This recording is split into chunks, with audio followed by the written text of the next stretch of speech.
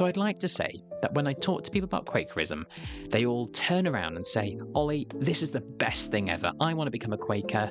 How did I not know about this? Thank you so much for changing my life. Unfortunately, it's not always like that. Quite often, sometimes more friendlier than others, I have objections which are thrown my way. Criticisms of Quakerism, if you will. And some of those criticisms are fair enough.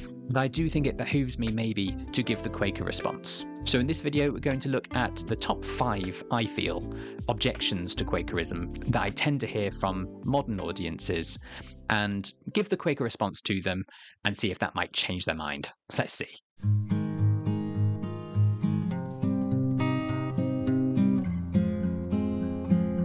I didn't know where to start with this. There are so many good ones. My first 2 are going to be related to Quaker worship itself. And the first one goes something like, Quakers just sit in silence. How is that worship?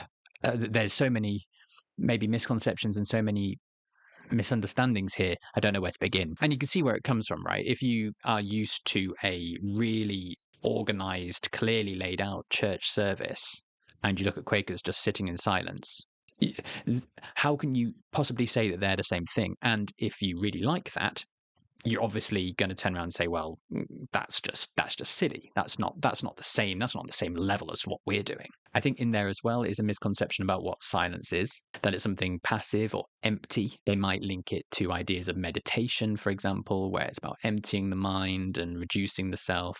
I also really dislike that word just in there. It reminds me of that poster. I suppose the Quaker view on silence is that it is not silence. Quite a lot of Quakers prefer the term stillness instead. But what's actually going on in that stillness is what we would call expectant waiting. This is expectant waiting for the inward light, for the Spirit, for the light of Christ, lots of different ways of talking about that, to come and teach us. And surely when you're looking to think what worship actually is, worship surely is about communing with the divine. And that is precisely what's going on in Quaker meetings. What Quakers would say is that all of the liturgy and the traditions behind a maybe more liturgical church service can, not necessarily that they do, but they can get in the way of what is actually going on, which is this communion. And just before we get on to that, that's a whole separate thing. By communion, I mean this communication, maybe. We're not going in this video into the whole sacramental debate. I've done that. So George Fox, a very well-known early Quaker, some might say even a leader, said, "Be still and cool in thy own mind and spirit, and then thou wilt feel the principle of God." This can have biblical backing as well. You can look at Psalm 46, for example. Be still and know that I am God. Further to that as well, Quaker meeting isn't just silence. It's not like we decide we're all going to meet, we're all going to be still and quiet, and no one's ever going to speak. This expectant waiting is expecting a breakthrough. And what that means is that we expect the light to teach us and that someone will minister a message led by that light. So it's not silence because it's going to be interrupted. And that's a really strange feeling, and not something that I think maybe Pentecostals are maybe the ones that maybe might experience the most like it. But it's this feeling that you have something to share which you weren't expecting. If you are expecting to give it, then that probably means that you probably oughtn't give it. It comes to you in the moment through listening, and then you stand and you minister that. You do quake a little bit. You do feel my hands start sweating. It's a very strange experience. But I don't really think it's possible to feel closer to the divine than in that close connection there. Even when there isn't vocal ministry and the meeting is silent, because we don't plan it, it could very well turn out that it is actually silent for the whole hour. But sometimes that silence can be what we might call a gathered meeting, where the silence in itself is a form of ministry. So when I spoke to Peterson Toscano, he was talking about one of the first times he went to a Quaker meeting was in the wake of 9/11. And he was saying that there was no ministry. There was just silence, and that was ministry in itself because there were no words. For some people, worship is a tricky word anyway. There may be some Quakers that might not see that they actually are worshipping in a Quaker meeting. They might be doing things like appreciating nature, appreciating humanity, looking at ways to better themselves and better the world. So there's lots of different ways and lots of different things that might be actually going on in a Quaker meeting. Objection 2, and I think this is a big one, and that is, are Quakers really Christian? I've done a whole video on this, but to just boil it down, I think there are quite a few people who aren't quite sure what Quakerism is. Is it Christianity? Is it a denomination? Is it or isn't it? And because of that, people think, oh, well, it's not a proper Christian group. And indeed, there will be certainly some Quakers who would agree with that sentiment and said, no, it's not a Christian group. However, there are some Quakers, myself included, who would say that it is. And this is something that's really hard to explain to newcomers in Quakerism who expect that there's one way of understanding it, and that is the way. And if you don't understand it, then you're not a Quaker. That's not how Quakers work, really. You're given space to explore, and Quakerism meets you where you are. So when I started coming, I wasn't a Christian, but it was through that journey and through that experience that led me to see that that was how Quakerism made best sense to me. And I'll talk about that a little bit more as to how it can be seen as Christian in a moment, but it doesn't need to. So we have Quakers in our meetings who are atheists, that are Buddhists in background, that are Muslims in background, that are Jews in background, but worship with Quakers. But there are certain groups of Quakers, such as the evangelical Quakers and the conservative Quakers, who would fundamentally believe that they are Christian. So what is the Christian message of Quakerism? If you read the leaders of early Quakerism, their language is filled with that of the Bible. Lots of our most beloved quotes. There is one, even Christ Jesus, who can speak to thy condition. That there's that of God in everyone. Christ has come to teach his people himself. So you read the works of James Naylor, of William Penn, of Isaac Pennington. It is steeped in biblical language. I think lots of Quakers look to the Gospel of John in particular for their reference for how Quakerism can be explained. That and the Psalms as well. I think lots of the Psalms fit very well with Quaker worship. So I think it can be explained in a very Christian way. But it doesn't need to, because rather than being bogged down by dogma and creeds, Quakerism is much more about a way, about a journey, where people can go on their own paths in company with friends in the light, and that might lead them to somewhere new, or might lead them somewhere that they weren't expecting. On we go then to objection number 3, and I've had this a lot recently in the comments, and that is that Quakers are too liberal now. Quakers have gone woke, they say. Linked to this, I think, is the idea that Quakers have become political activists, and the theology, the spirituality has diminished and is of less importance than maybe it ought or that it used to be. No, I'm not going to turn around and say, oh, Quakers, social activists? No, obviously not, because we are, and I think that's in many ways a great selling point of Quakerism. But I suppose the argument there is that basically the liberal wider cultural agenda sets the Quaker agenda, and I don't think that is true. When I was speaking to Paul Parker, the recording clerk of Britain Yearly Meeting, he was saying there are some things which many people feel that Quakers should have the liberal view on, and we don't have actually any view because Quakers haven't come to a spiritual discernment about what that view might be. So a good example might be assisted dying. A cat just came in and made an absolute scene and then just left. We continue. Yes, so there are some things that we don't have a view on, and that's because the wider liberal cultural agenda doesn't set the Quaker agenda at all. What sets the Quaker agenda is discernment and spiritual guidance. So we may feel led in meetings, when we meet in local meetings or when we meet all together in yearly meetings, that a certain topic, which has been discerned by the individual, has been discerned by a small local group, has been discerned by the wider group, is something that we feel led to believe to be true. And then we will look to uphold that. And that can mean things like, in the past, that has meant the abolition of slavery, women's rights, gay rights, trans inclusion, trans rights. Those are things that we have felt led that the inward teacher is leading us to do. That is what love requires of us. But it's not just following trends at all.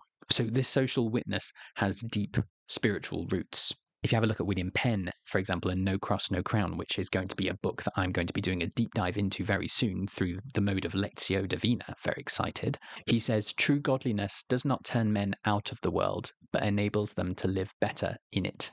Because in Quakerism, we have this understanding that this spiritual revelation that we experience in meeting will mean an outward change, that we will look to make the world better. But we've been doing this for centuries. It's not like we've just been doing it in the last 50 years or so.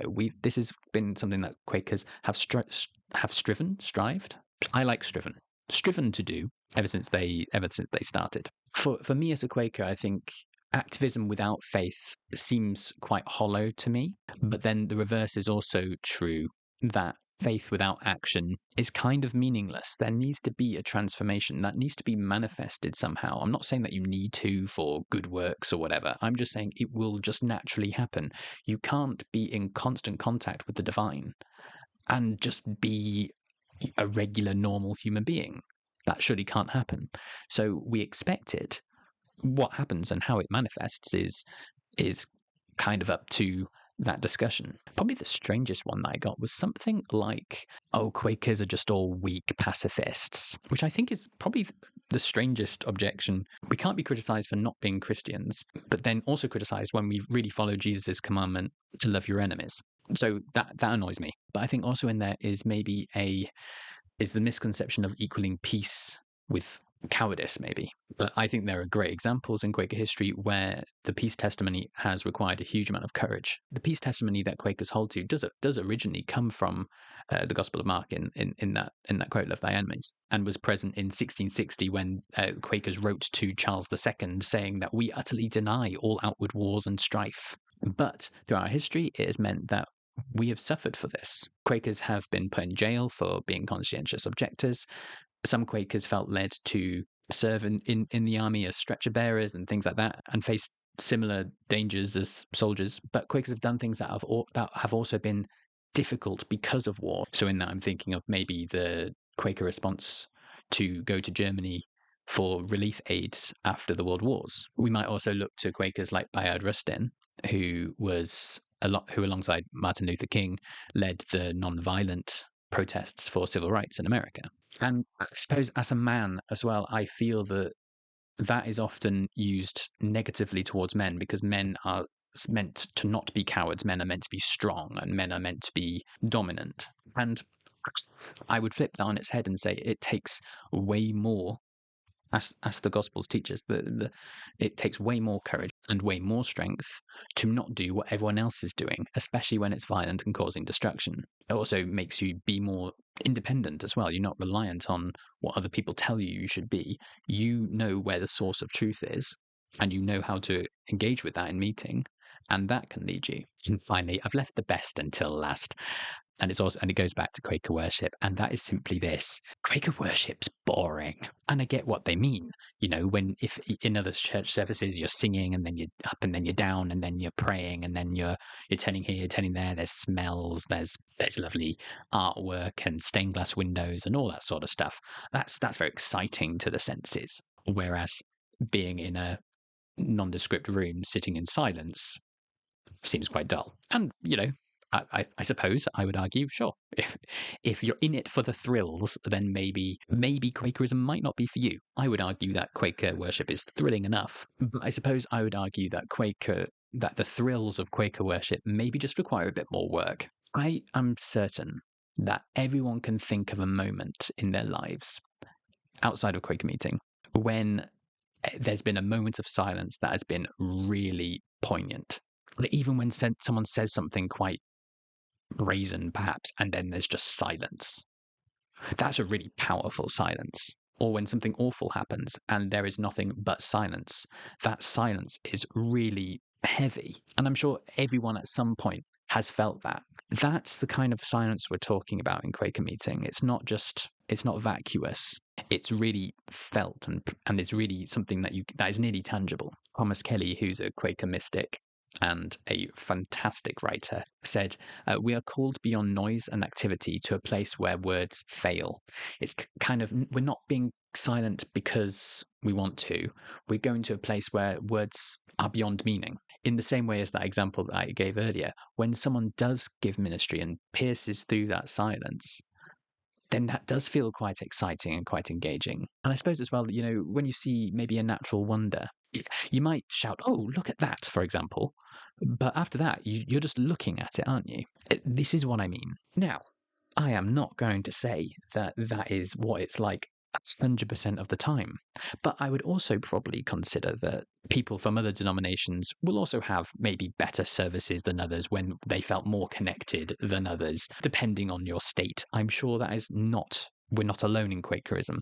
I suppose what we are alone maybe in Quakerism is that it is down to us, and that is a challenge, but it is so worth it when you have that encounter. So there we are then. We've looked at 5 of the big objections that certainly I've seen as a Quaker vlogger that people have regarding Quakerism. And hopefully I've shown that silent worship isn't empty, but it's a way of waiting on the divine. We've heard that for many Quakers, they are Christian because Christ is teaching them himself. And we've heard how social witness has been influenced mainly by faith rather than the liberal culture. We've looked at the fact that pacifism doesn't equal weakness, but strength, and the thrilling side of silent meeting for worship as well.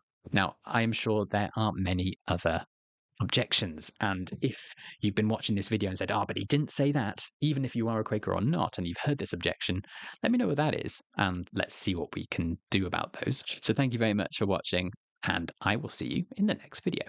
Thank you very much for watching the video. If you liked it, please do click on the thumbs up and the subscribe button to get more videos about Quakerism in the UK today. It really does help, and thanks once again.